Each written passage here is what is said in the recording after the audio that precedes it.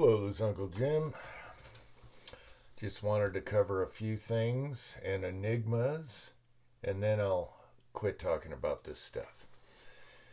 Alright, so ran into some weird anomalies, and I thought I'd cover it. Might save someone else some time later. So, Son of Snubs here. When we were shooting it, it was making more of a clacking noise than my Taxol on Son of Snubs. Okay, these are 22 bolts. You can't get these anymore. And this has a buffer on here, which you could replace finding any tube of plastic right here. So, one thing we noticed was the CMMG made a little more noise, and we were trying to figure out what was going on here, and we found out some funny things too. So let's see. First off, well, let's go with locating the noise. So this one's a little noisier. This bolt goes to the face of the barrel, and it's more quiet, and it has a buffer. And this is my first CMMG, so I have to figure all this out. And so yesterday I tried to quiet down the back end by putting a little buffer here. And I found that you can buy a 3 buffer pack for this, but they're just plastic. You can actually make them out of your 22 that comes with Aguila. It's the perfect thickness of plastic. Just cut it out. However, it's tricky because in order to get the bolt in the upper, you got to stay with this contour here. Okay? So you can buy a 3-pack. They also make a buffer for the front end here, which I forget the name of what this part is called right here. And it's recessed, and they come with 3 buffers you can stick on here to keep your head space. So the only way to buffer this noise going forward is to do that, but that's a $60 part. And it's not a big deal because I test fired this last night with the rear buffer, and it was a lot more quiet, other than an anomaly we had here with the upper making noise. So I thought I'd cover that. First off, I had taken my Taxol here and cleaned it. I've been a very naughty boy. And what's funny about this is to take the firing pin and spring out, return spring, they put the pin in a very odd spot. So only a part of the pin is protruding out to push it through, and then it's retained by this here.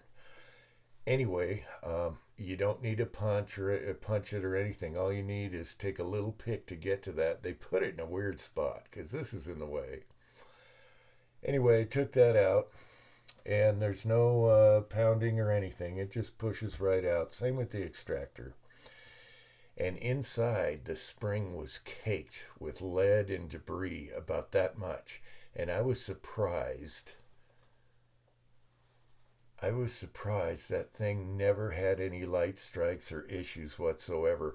And this much of the spring was caked. It wouldn't even move. So that's amazing right there.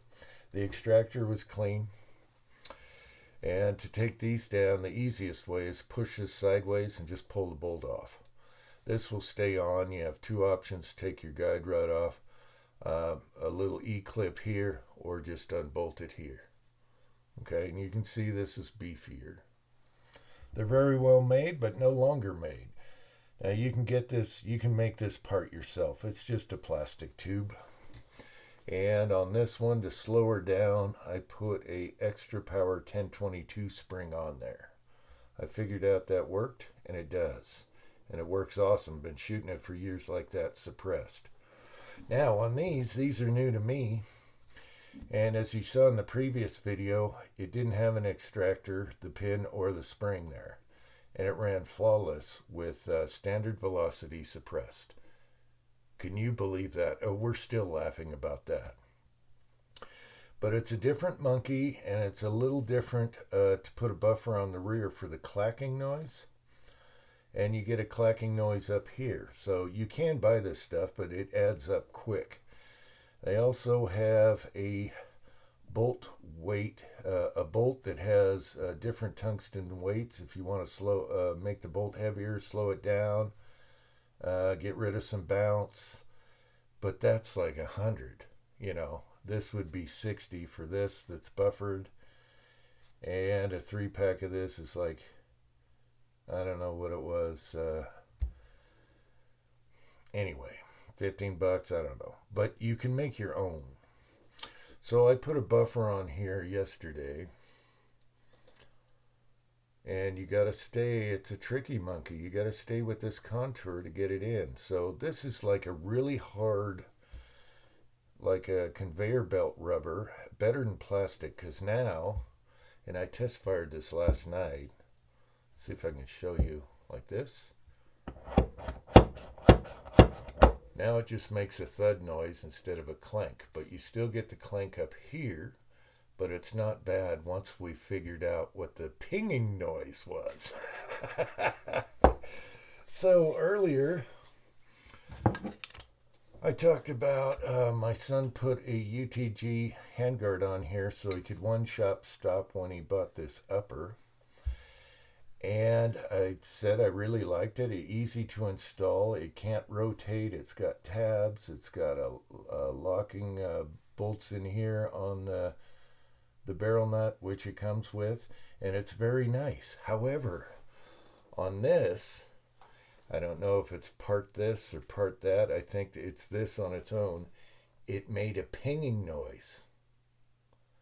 And we're trying to figure out. My son says, wait a minute. And you rack it, no ping, touching it. Let off, it pings. Touch it, it doesn't. And then we figured out, okay, let's put something on it. So I put a piece of tape on here, and the ring went away. So let's see if I can. Anyway, when the bolt goes forward, you heard this ping. And when you're shooting suppressed, you don't want to hear that, right? So it was hilarious. Actually, it pings more than that. So we put this on here, you know, rail cover thingy, and that quieted it way down. You should hear it without. And so we figured that any attachment you put on here will make it quiet. Or if you're holding it, no noise at all. We only found out if you're resting it, no noise. If you touch it, no noise. If you shoot it without touching anything up front. Anyway, that was hilarious. So, if you ever get one of these, you can fix it by attaching anything. You know, M-lock mount, hand stop, anything. So that was hilarious, figuring that out. So, another anomaly was, okay, these peed out lowers here, they're very nice. 2 issues with it. Right here, where your plunger for your front takedown pin, there's too much of a gap. And you got to be very careful pushing this out. Put your thumb there, because the plunger pin is short, you know, from your parts kits. And you could literally rip this out sideways because of the gap.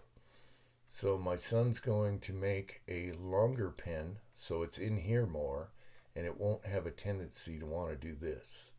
So that is a flaw with this peed out lower. The other flaw, which isn't a big deal, is there's fore and aft slop with the magazines compared to aluminum. And that's an easy fix. You can just shim the flat part right here with anything. Or you can put tape on your mags. All right. So another thing I want to clarify, I said my son did this one right side up, but I want to clarify it because this is mine. He helped me with the program drawing, whatever you call it, the CAD, and I pressed the button. So this is mine for you legal beagles out there. All right, I pressed the button to start this peeing. Just to clarify. All right, so what else? Okay, so we're back to bolt noise. Now I can't make noise here, but this forward can make a little noise, and I tried sticking something in here. But after doing the rear and figuring out the handguard, it's nice and quiet. And I tested it last night with standard velocity suppressed and without an extractor. It still runs flawless. That's amazing. It's amazing. It's just trickier because you got this inside here. The spring is like really long, so I can't use like a 1022 extra power spring. It's a different spring. It's really long, but being that it's so new, it's got plenty of tension. And if I want to slow her down a little bit, I could put a larger outer spring on the outside from here to here, maybe leave a little gap, and that will slow down the very end. We'll experiment with that, but running it with this really hard conveyor belt type rubber, that sure did quiet it down. At first I thought, well, you can put an O-ring here because you gotta keep it low up here. It's tricky. But O-rings are just gonna break, fall apart. This thing's gonna last.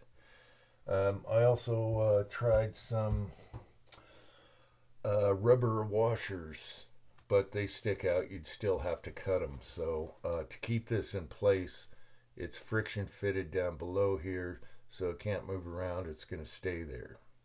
And boy, that quieted down, so no clacking. Got rid of the ring. Now we can be quiet like this one, or Mr. Snubs. So Son of Snubs is a lot quieter now, but that's something we noticed. And you can buy these parts, but you can keep spending and spending. All right, what else do we... Oh, okay, so as far as ring goes, it reminded me of these. These are like one of the best flash hiders ever made at night. And I have suppressor mounts that are similar, same thing. Every once in a while you might see a little spark, and we tested it at night. This is the best flash hiders I've ever seen. Their issue was they have a ring, so let me rack the bolt. I'll put that ring by the microphone so you can hear it. And that was the drawback. Now, Papa's, for the suppressor mounts that are very similar to this, Papa's that used to be at Silencer Co. and left when they got political, he is now dead air suppressors. He figured out if you make each prong a different size, just cut a little off of each, just slightly, the ring goes away. It's a harmonics thing. Isn't that interesting? And he figured that out. So I thought I'd report on that. And another thing I noticed right here, one of the nut bushings here was coming loose. And these are the short CMMG mags. I use Black Dog also. I have never cleaned these. And so I'm going to have to take these apart and clean them. They're easy. Take this out. Then you can take the both halves off. We'll give them a good cleaning. These haven't been cleaned in 20 years. And they still work. But we notice there's more slop a little fore and aft here. But that's easy. So there's my report. It's nice outside, so I'm going to go shoot something and maybe do a video. It'll probably be a 22. Right now I'm on a 22 kick. So, I hope you found this interesting. I really like this. Now, we ordered an extractor. I think this never came with one. They screwed up and never shipped it with one, because Niner never took this out, and I can tell where the spring is and everything. It looks like nothing was ever installed. And so we ordered one, and we were going to use the right to bear arms. Yeah. And it was $15, but the shipping was ridiculous. So we ended up going with a Boar Daddy hardened extractor, and that comes with 2 different springs for tension and the whole kit, and shipped. That was cheaper than dealing with the other place. And I tried to call CMMG. They didn't show the pin, but they had the extractor and the spring. But they're not phone call friendly. They like you to email. And then I was looking at their shipping, and everything seems like second day air, so I already knew that would be a disaster. Unless they said, oh, maybe we didn't send it with that, but I doubt that. So I didn't try to get a freebie. I doubt that would have happened anyway. So we just went out, and we'll have an extractor for this in a week or so, whatever, and it'll be good to go. My son absolutely loves this, so I want to thank Niner again. He's been playing with this. As a matter of fact, even without an extractor, he can't leave it alone. So he did the wrap here on the folding brace, and it's very comfortable and it looks nice. He also rubbed this charging handle off his other gun and swapped them, because he liked being able to charge here or here really easy with the folder folded or non. So he went with this. This worked good. We tested it all. The red dots are working good. That's amazing. So those are super cheapo. And I'll leave it at that. So hopefully somebody found something interesting about this. Definitely clean your firing pins every 5 years or so. I went longer than that, and it was caked. The spring was just, it's amazing it didn't have light strikes. So there you go. If you can find a tack sole, like used, pawn shop, whatever, an upper AR, you should buy it, because they're very nice. If not, these are still available, and there's lots of aftermarket parts for it. They do have extra power springs also, I believe. And it works. It's just a different monkey. So there's my little rambling today, and until next time, thanks for watching.